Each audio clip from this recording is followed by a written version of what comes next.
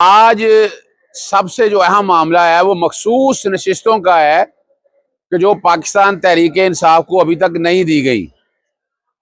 Supreme court का फैसला भी आ गया और वफाकी हुकूमत और इलेक्शन कमीशन जो है ये इसको डिले कर रही है, बहाने बना रही है, कभी एक बुनियाद कभी दूसरी बुनियाद।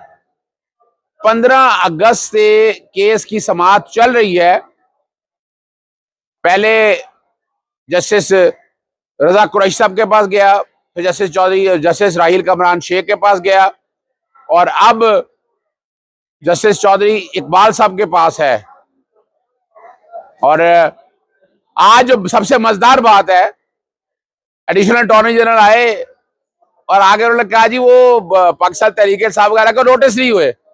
जब केस आपका बनाओ तो यही हाल होता है। मैंने कहा जी सुप्रीम कोर्ट का फैसला आ गया हुआ है। उन्होंने कहा जी सुप्रीम कोर्ट के फैसले ने कहा हमारे पास आए। मैंने कहा पढ़ा नहीं है इन्होंने, मैं पढ़ देता हूं जिसमें सुप्रीम कोर्ट ने कहा हमारे पास नहीं आना।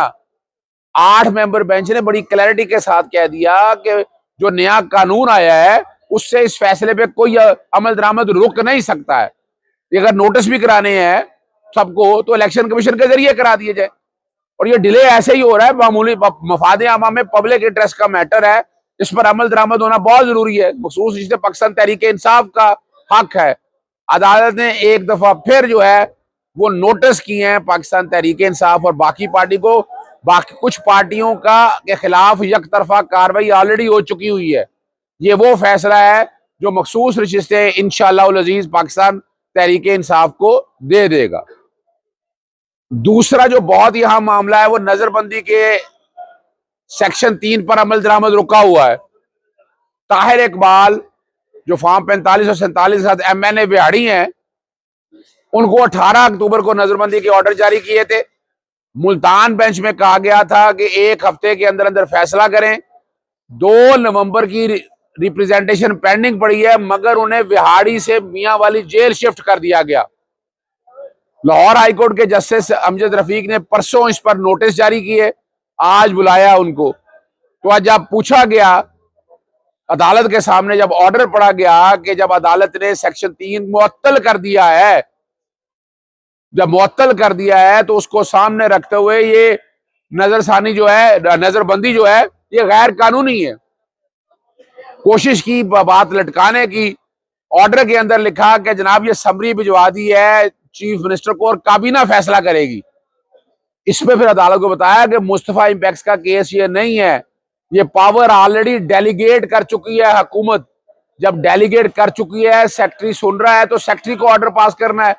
लेकिन जो कि इन्होंने ऑर्डर पास नहीं करना, इन्होंने एक और केस के अंदर ताहिर इकबाल साहब को पकड़ना है और ये कल अगर रिहाई मिलती भी है तो ये गिरफ्तार कर लेंगे। अदालत ने मियांवाली जेल के सुप्रीडेंट को हुक्म दिया है कि ताहिर इकबाल साहब को कल अदालत के सामने पेश किया जाए और चीफ सेक्रेटरी के जिम्मे ड्यूटी लगाई है कि वो अदालती अहकामात पर अमलदारी जो है ना वो यकीनी बनाए। तीसरा मामला है मॉडल टाउन साने के हवाले से। आपको पता है जुडिशियल इंक्वायरी का हुक्म हुआ था, उसके साथ जितना मवाद है जिसमें नवाज शरीफ, शहबाज शरीफ और IG उस वक्त के सुखेरा साहब, वो सारे इसके अंदर मुलजम थे।